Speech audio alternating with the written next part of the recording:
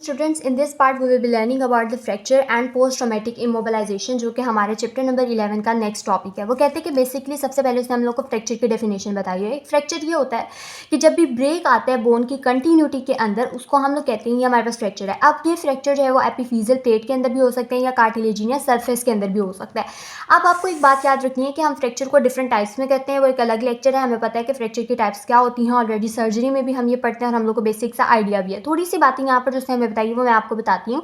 सबसे पहले वो कहते हैं कि हम उसको क्लासीफाई कर दें on the base of site. अब साइट में वो कहते हैं कि डायाफाइजियल हो सकता है, मेटाफाइजियल हो सकता है, एपिफाइजियल हो सकता है या फिर इंट्रा आर्टिकुलर हो सकता है। ठीक है, आई डोंट थिंक कि इन टर्म्स को एक्सप्लेन करने की अब मुझे ज़रूरत है, क्योंकि हमें ये टर्म्स बड़े अच्छे से आती हैं। डायाफाइजिस क्या होती है, मेटाफाइजिस क्या होती है, एपिफाइजिस क्या होती है। ठीक है, नेक्स्ट पे हमारे पास आता है एक्सटिंक्ट। ये फ्रैक्चर कंप्लीट हो सकता है या फिर इनकम्प्लीट हो सकता है। ठीक है, इसके अलावा हमें पता है कि फोर्सेस की बेस पे हम कहते हैं कि ट्रांसवर्स हो सकता है, ऑब्लिक हो सकता है, स्पाइरल हो सकता है, कम्युनिकेटेड हो सकता है।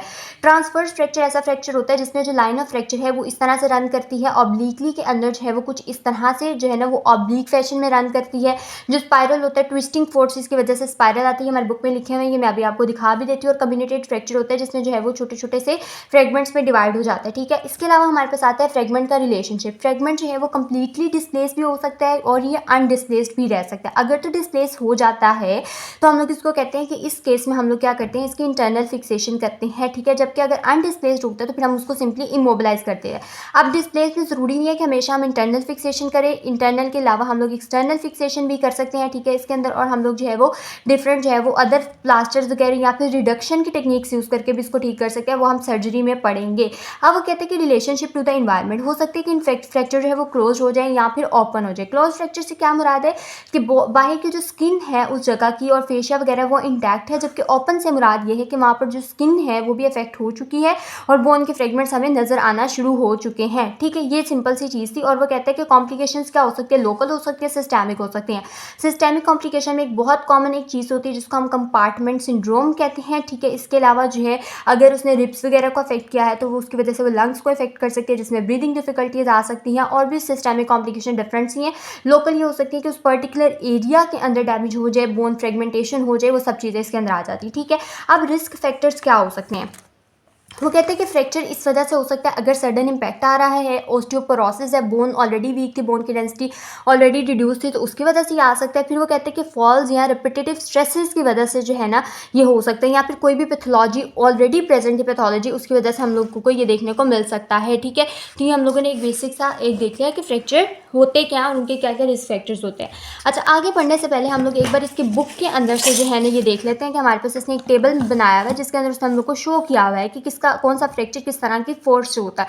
तो ये बहुत important table MCQ point of view से काफ़ी ज़्यादा अच्छा इंपॉर्टेंट टॉपिक है। अब वो कहते हैं कि जब भी हमारे पास बेंडिंग या एंगुलेटरी फोर्स आती है लॉन्ग बोन्स के अंदर, अगर इस तरह की फोर्स आए कि वो इस तरह से जो है वो बेंडिंग फोर्स आए या वो जो है वो एक दूसरे के ऊपर एक्सेसिवली एंगुलेशन हो जाए एक पर्टिकुलर एंगल पे, तो हम उसको कहते हैं कि हमारे पास क्या कोर्स करेगा, ट्रांसवर्स फ्रैक्चर कोर्स करेगा। Long bone bends causing bending on the cortex side of the bone, इसकी वजह से ट्रांसवर्स या ऑब्लिक फ्रैक्चर हो सकता है और ग्रीन स्टिक फ्रैक्चर हो सकता है। अब ग्रीन स्टिक फ्रैक्चर कैसा फ्रैक्चर होता है, ग्रीन स्टिक फ्रैक्चर से मुराद ये है कि इस तरह से अगर कोई फोर्स आई है, जैसे कि मैंने आपको पहले बताया, तो वो टूट जाएगा। ठीक है, एक स्टिक की तरह अगर कोई चीज़ टूटती है तो उसको हम ग्रीन स्टिक फ्रैक्चर कहते हैं। एक साइड से बेंड हो जाता है, ठीक है, और दूसरी साइड से जो है वो उसकी एंगुलेशन हो जाती है। ठीक है, अगर मैं आपको यहाँ पर अगर उसने दिखाया गया तो हम नीचे से देखते हैं। ठीक है, उसके बाद हमारे पास क्या है, ट्विस्टिंग। ट्विस्टिंग फोर्सेस हमें पता है कि ऊपर वाले फ्रैगमेंट एक साइड पे, दूसरे वाला फ्रैगमेंट एक दूसरे साइड पे ऑपोजिट साइड पे रोटेट करेगा, तो इसको हम कहेंगे टॉर्शन। स्ट्रेसेस की वजह से होगा, स्पाइरल टेंशन होगी और ऑब्वियसली इसकी वजह से कौन सा होगा, स्पाइरल फ्रैक्चर होगा। फिर हमारे पास आता है स्ट्रेट या पुलिंग फोर्स। ठीक है, ट्रैक्शन इसको हम कहते हैं।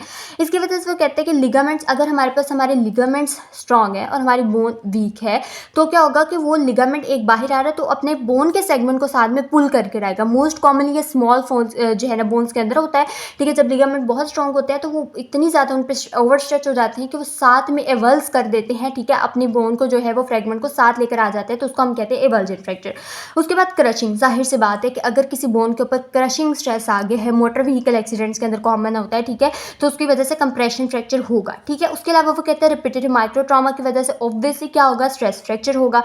ठीक है, स्ट्रेस फ्रैक्चर बहुत कॉमन कॉमन होते हैं वर्टिब्रा के अंदर, या इसको हम कंप्रेशन फ्रैक्चर भी कहते हैं। फिर वो कहते हैं नॉर्मल फोर्स और एबनॉर्मल फोर्स की वजह से अगर ऑस्टियोपोरोसिस है, ठीक है, वो कहते हैं कि normal force on abnormal bone, मतलब बोन के अंदर मसला था और उसके ऊपर नॉर्मल फोर्सेस भी लग रही हैं तो उसके अंदर स्ट्रेस हो गया। अगर हमारी बोन काफ़ी वीक है, बोन मिनरल डेंसिटी रिड्यूस है, या और रिलेटेड बोन कोई भी इशू है, ऑस्टियोजेनेसिस इम्परफेक्ट है जैसे हो गया, ठीक है, तो उसकी वजह से जो है वो ये हो सकते हैं। तो ये हम लोगों ने एक टेबल है, ये बड़े अच्छे से हम लोग को टेबल आना चाहिए। नेक्स्ट उसमें हम लोग को इसकी एक डायग्राम छोटी सी बताई हुई है कि फ्रैक्चर्स में होता क्या है। फ्रैक्चर नॉन डिस्प्लेस हो सकता है, जैसे कि आप यहाँ पर देख सकते हैं कोई भी फ्रेगमेंट आगे पीछे इधर उधर नहीं हो रहा है, ठीक है। फ्रैक्चर मीडियल डिस्प्लेसमेंट हो सकती है, अगर जो बोनी फ्रेगमेंट है वो यहाँ पर है और दूसरा फ्रेगमेंट उसके मीडियली डिस्प्लेस हो गया तो उसको हम मीडियल डिस्प्लेसमेंट, अगर ये नीचे है तो उसको हम लेटरल डिस्प्लेस। हमेशा हम लोगों ने जो है ना वो बोन की क्लासिफिकेशन एक चीज़ देख के करनी होती है कि हमारे ऊपर वाली प्रॉक्सिमल या जो हमारे पास डिस्टल बोन है उसकी लोकेशन क्या, उसकी बेस पे हम लोग उसको नाम देते हैं। जैसे ये डिस्टल बोनी फ्रेगमेंट है वो मीडियली डिस्प्लेस हो रहा था, हम लोगों ने इसको कह दिया दिस इज मीडियल डिस्प्लेसमेंट। और यहाँ पर वो देखें लेटरली डिस्प्लेस हो रहा था, हमने इसको लेटरल डिस्प्लेसमेंट कह दिया।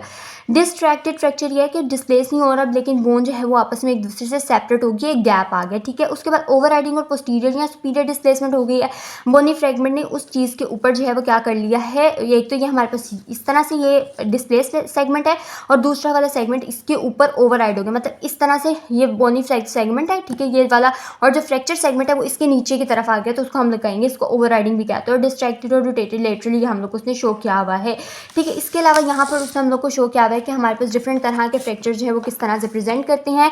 ट्रांसवर्स फ्रैक्चर हो सकता है, लॉन्गिट्यूशनल ट्रांसवर्स फ्रैक्चर ये है, लॉन्गिट्यूशनल फ्रैक्चर हो सकता है, ऑब्लिक फ्रैक्चर हो सकता है जिसमें फ्रैक्चर लाइन, अच्छा ऑब्लिक की भी ना हमारे पास दो टाइप्स होती हैं, एक होता है शॉर्ट ऑब्लिक और एक होता है लॉन्ग ऑब्लिक, ठीक है। शॉर्ट ऑब्लिक इस तरह से होता है लेकिन लॉन्ग ऑब्लिक के अंदर जरा फ्रैक्चर लाइन ज़्यादा टिल्टेड होती है, ठीक है। और फिर स्पाइरल फ्रैक्चर हो सकता है कुछ इस तरह से। फिर हमारे पास यहाँ पे आ जाता है कम्युनिकेटेड फ्रैक्चर, जो मैंने आपको कहा था कि कुछ इस तरह का फ्रैक्चर होता है। फिर हमारे पास ये वेज शेप फ्रैक्चर होता है और आई एम नॉट रॉन्ग तो इसको हम बटरफ्लाई फ्रैक्चर भी कहते हैं, ठीक है। उसके बाद हमारे पास कहते हैं कि इसमें 2 या 3 सेगमेंट्स में बोन डिवाइड हो जाती है और फिर लास्ट अगर बोन जो है वो बिल्कुल फ्रेगमेंट्स में डिवाइड हो जाती है तो वो ये वाला फ्रैक्चर उसने हम लोग को यहाँ पर शो किया हुआ है।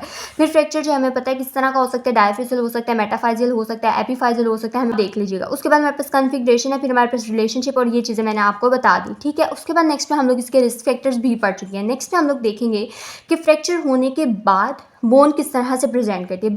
अब यहाँ पर हमें एक टेबल मिला है जिसको हम पढ़ लेते हैं पहले, जिसमें हमें सिम्टम्स एंड साइन बता रहा है कि फ्रैक्चर के क्या क्या हो सकते हैं। वो कहते हैं कि अगर फ्रैक्चर जो है वो पेशेंट को अगर किसी भी फॉल की हिस्ट्री है या डायरेक्ट ब्लो है या कोई ट्विस्टिंग फोर्स आई है, अगर पेशेंट इस तरह की हिस्ट्री के साथ प्रेजेंट करता है तो हम कर सकते हैं कि पॉसिबल फ्रैक्चर हो।